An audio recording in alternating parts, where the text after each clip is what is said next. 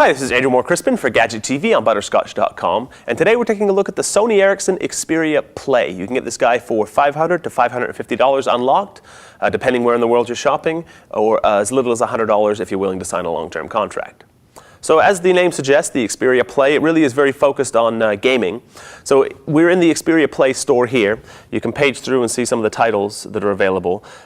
You'll see some of the games will be PlayStation titles. There aren't very many PlayStation titles as yet. A lot of them will be links to the Android market, in some cases links to Gameloft or Glue Mobile's own stores. So if, for example, we were to go into Assassin's Creed here, and open that up, we're actually directed into Gameloft's own store. In some cases, they'll offer a demo that you can try out, or you're prompted to buy the game like this. So not exactly the most kind of cohesive experience for getting you access to all your games, but at least they're all in one place, and you can access them reasonably easy. Now, Crash Bandicoot is actually a game that comes on the device, well, at least a link to download the game for free. So we'll go and find that game, load that up, just so we can get an idea. So what you're seeing is really a very authentic PlayStation-style experience, complete with the original load screens. You're basically made to endure a whole bunch of logos and load-up screens, which if you've ever played a console game, you'll be very familiar with. In many cases, you can't skip them, but that's just the nature of the beast. So we have the directional buttons here, which are really nicely actuated, and they feel very good. Certainly beats using your thumbs on the screen like this. We have the four familiar PlayStation buttons, the triangle, circle, X, and square. We have the two analog touchpads down here, which take the place of the analog sticks that you would see on a second-generation PlayStation controller. We have a select and a start button, and we also have a dedicated menu button here that'll access, it's a context button, so depending what you're actually doing in a game or in the apps or in the game store, you'll be able to access different functions. So for example, you can, well, let's just jump in here. I'll play this game really quickly.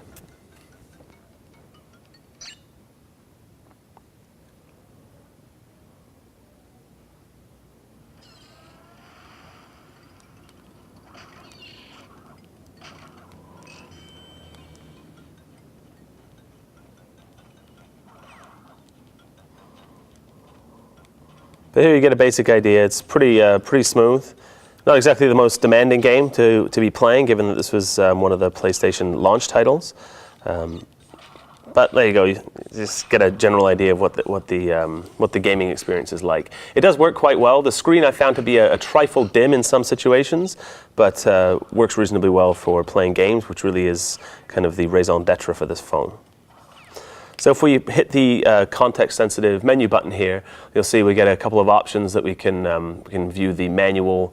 We can reset the game. In this case, we're just going to quit. And given that it is a mobile experience, we're asked if we want to save our progress.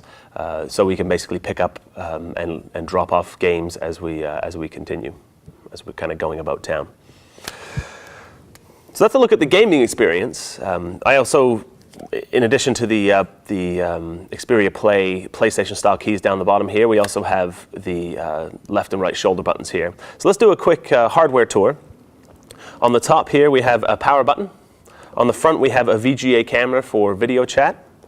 On the back of the device, we have a 5.1 megapixel camera with a flash. On this side, we have the micro B USB charging port and a 3.5 millimeter headphone jack. Down the bottom, we have Sony's opted to go with actually hardware buttons as opposed to the more common capacitive touch buttons. So depending on your own personal taste, that's either a good or a bad thing. We're running 512 megs of RAM, 320 megs of which are accessible to applications. It's running on a 1 gigahertz Qualcomm Snapdragon processor. So in the world of cutting-edge Android smartphones, a little bit on the low end, but I haven't noticed any slowdown when playing games or when paging through menu screens, which is usually a pretty good indication of how the phone's actually going to perform. There are a couple of Sony Ericsson specific tweaks on top of Android. In this case, we're running Android Gingerbread 2.3. I think Sony Ericsson's learned its lesson from the the X10 and the fact that users were stuck with 1.6 there for such a long time, that they're coming out with the latest version of Android as they come up with new phones, and the upgrade path should be relatively easy. A couple of specific tweaks. You can see it does look a little bit different than stock Android. The app menu screen is a trifle different. It's been divided up into panes instead of being one big long list. We also have access to all of our widgets. If we pinch to zoom out like that, we can tap on any one of these and go to the home screen that widget is on. So if we were to tap on our Facebook feed here, we're taken into this home screen. A couple of other tiny little tweaks that they've made. These are really just aesthetic things.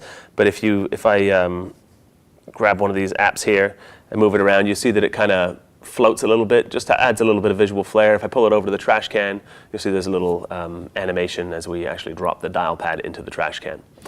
So all in all, a nice phone, a decently spec'd smartphone, not cutting edge, but not at all terrible. If you're a dedicated gamer, it might be something you want to take a serious look at. So that's a quick look at the Sony Ericsson Xperia Play. For Gadget TV, I'm Andrew Moore Crispin. For more sweet stuff, visit butterscotch.com.